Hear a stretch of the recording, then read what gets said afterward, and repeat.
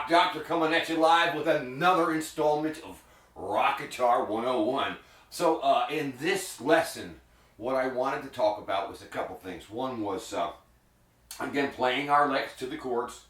But this time we're going to play two measure licks that follow the chords. Then we're going to break out of it and play the rhythm. So we're trying to keep our focus going from lead, playing our licks that follow the chords, and then going into the chords in a cycle without getting lost.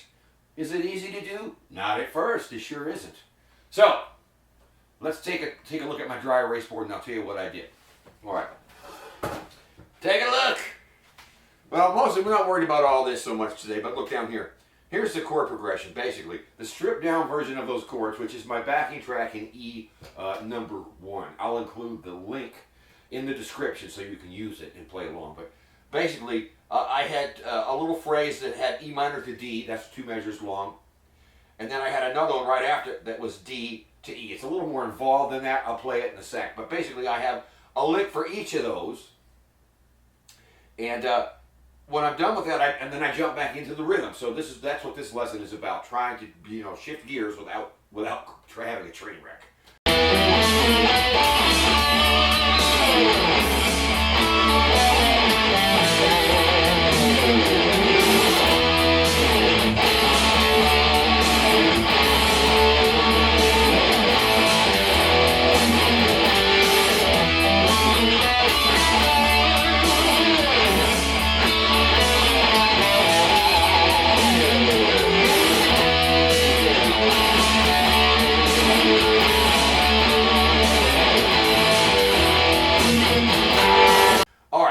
Real quick, here's what I did with those chords. Check this out. I'm trying to think how I want to do it. Let me turn it on, and I'm going to play the stripped down version first, which is just 2 chords, and then I'll play it. Then I'll play what I really did. Okay, let's do that. Okay.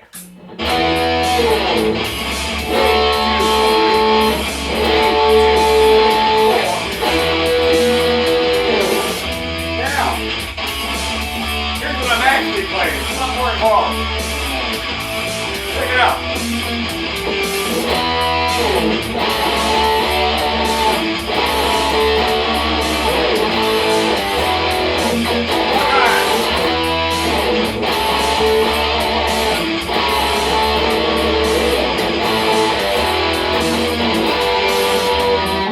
Okay, now let me break that apart.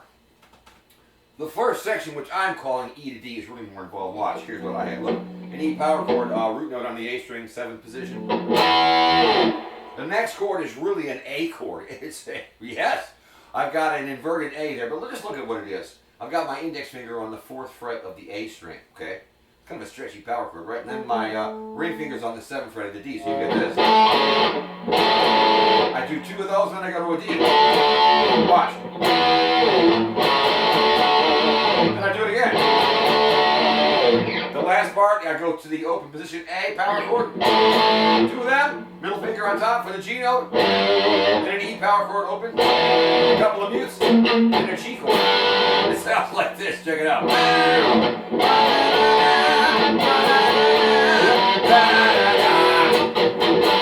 That's it. Woo! But if you strip it down, the way I think of it when I'm jamming over it, it's just E to D. And then D to E, even though all that shit's going on.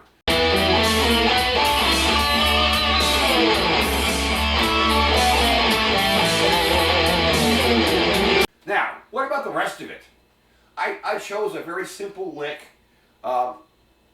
ascending for the first part. Let me play it for you. And I'll tab all this out too, but okay, check this out. Here was the first lick. It's in the home position of E minor pentatonic, so I'm up here in the 12th fret. Here's the scale. I know you guys know it.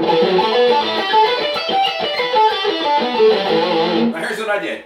As always, I've got a 2 measure phrase. My whole channel is based primarily on that. 2 notes on a beat mostly, and the lick lasts for 2 measures. And also, I ended the first lick on a D note, which is the chord tone of the chord underneath, D. So, like this. So, here's what I did. Look, on the top string, I played 12 and 15. On the A, I played 12, 13, 14. On the D string, I played 12, 14, 12. Rhythmically, it's 1 and 2 and 3 and 4 and 1 and 2. And that D note corresponds with the D chord underneath. So it sounds good. Okay, the second section of chords that moved from D back to E, I did a descending version in the same spot. I played this. One more time.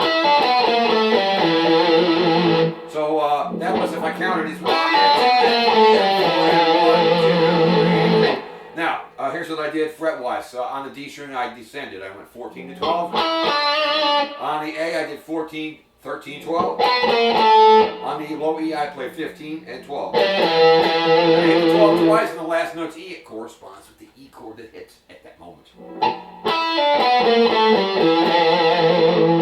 Yep.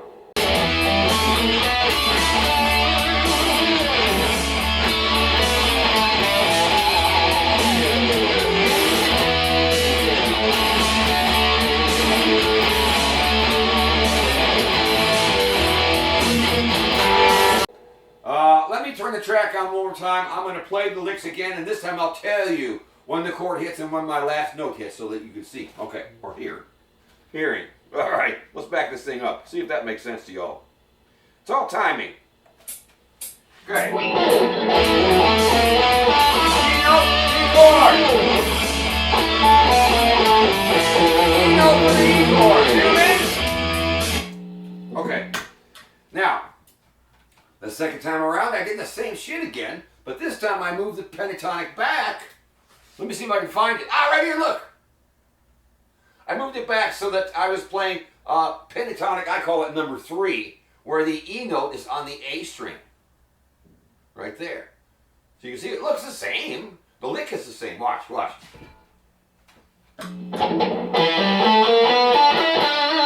It's exactly the same as the 12th position when fingering and everything. So I won't walk you through that one. It's exactly the same.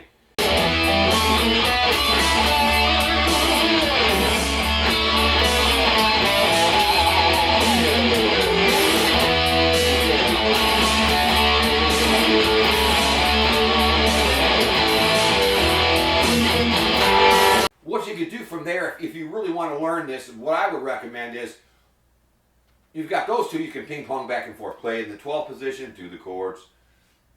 Go to the 7th position, play the chords, lick, chord, lick, chord. But you could also do that lick up here too. I won't write all this out, that'll just take too long. But look, you can play that same lick here. Let's see if I can find it. Oh, look! See it right here, look.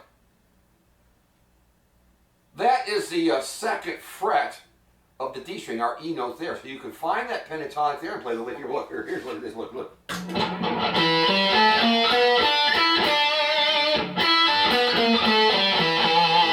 The difference being, well, all things are the same fingering-wise as the other two on the first 2 string. On the D, look, 2, 5. Then on the on the G, it's 2, 3, 4. And when you get to the B string, you've got to play 3, 5, 3 because of the tuning. And then descend it the same way. So you could do it there and then play the chords, after the fact. You could also do it up here. Look, one more spot you could do it. So you're killing several birds with one stone here. Look, you can play it up here where the E note is. Look, look. The E note's on the G string there. 9th fret.